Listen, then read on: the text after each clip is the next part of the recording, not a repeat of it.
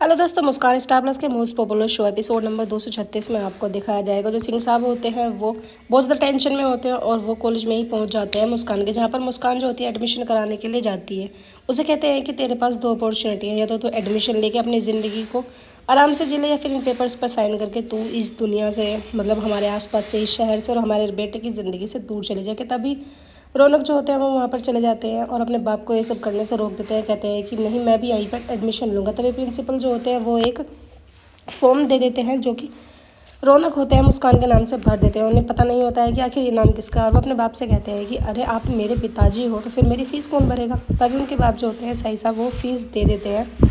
उसके बाद रौनक जो होते हैं वो अपने बाप से ही सवाल कर रहे हैं, तो उन्हीं की लैंग्वेज में उनसे बात करते हैं। कहते हैं कि देखा, जब तुमने मेरी जिम्मेदारी उठाई है तो जब मुझे तुम अपना बेटा मानते हो कि मेरी फ़ीस जमा नहीं करोगे। मुस्कान जो होती है वो कहती है कि तुम्हें यहाँ झूठी हमदर्दी दिखाने की कोई ज़रूरत नहीं थी। अब तुम मुझे पढ़ने भी नहीं दोगे क्या? मुझे मम्मी पापा का सपना पूरा नहीं करने दोगे? मुस्कान जो होती है बाहर आके बातें करने लगती है। तभी रौनक बताते हैं कि ये फॉर्म मैंने अपना नहीं बल्कि तुम्हारा भरा है, अब तुम मिसिज़ रौनक हो। वो मिसिज़ रौनक के नाम से फॉर्म को भर देते हैं। उनके पिताजी जो होते हैं कहते हैं कि बेटा, हो तो मैं तेरा बाप ही, तो कितनी ही चालाकी दिखा देने के। तभी मुस्कान जो होती है वो अपनी मौसी को फ़ोन करती है। उधर आप देखेंगे काजल जो होती है वो मुस्कान के बॉयफ्रेंड से बात कर रही होती है, जो कि बिल्कुल जुनून में पागल होता है मुस्कान के। तभी वो बात चपड़ देती है जब गायत्री उनके पास आ जाती है। कहती है कि हम अपनी मॉम से बात कर रहे थे, हमारी मॉम जो है उनकी तबीयत बहुत ज़्यादा ख़राब है।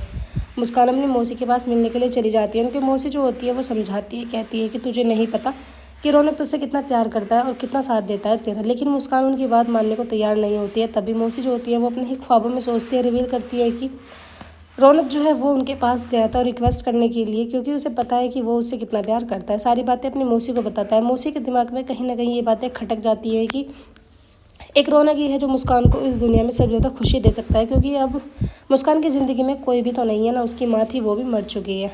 उधर आप देखेंगे रौनक के घर पर जो वकील वगैरह होते हैं वो वहाँ पर पहुँच जाते हैं। देखते हैं साज सजावट ऐसे हो रखी होती है। तभी रौनक की जो बुआ होती है वो कहती है कि अरे, हमने काजल के गृह प्रवेश की तैयारी करके रखी है, क्योंकि हमें पता है कि फैसला क्या आने वाला है। कोर्ट का फैसला यही आएगा कि काजल और रौनक जो है पति पत्नी है।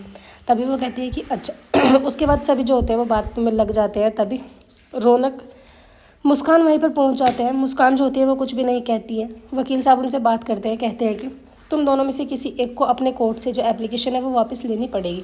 अब ये बताना तुम्हें होगा कि आखिर तुम दोनों में से कौन सा एप्लीकेशन को वापस लेगा। तभी रौनक जो होते हैं वो कहने लगते हैं कि मैं मुस्कान से ही प्यार करता हूँ, मुस्कान से ही शादी करना चाहता हूँ, और इस घर की बहू सिर्फ और सिर्फ मुस्कान ही बनेगी, काजल मेरी ज़िंदगी का हिस्सा नहीं है। ये सब सुनकर परिवार वाले जो होते हैं वो थोड़े शॉक से हो जाते हैं। उनकी माँ जो होती है थोड़ी परेशान होती है। एपिसोड की एंडिंग ऐसे होगी, आने वाले एपिसोड्स में आपको दिखाया जाएगा सारा जो लास्ट डिसीजन होता है वो मुस्कान के ऊपर चला जाता है। अगर मुस्कान हाँ करेगी तो कोर्ट की कस्टडी जो होती है यानी मुस्कान की और रौनक की एक साथ हो जाएगी।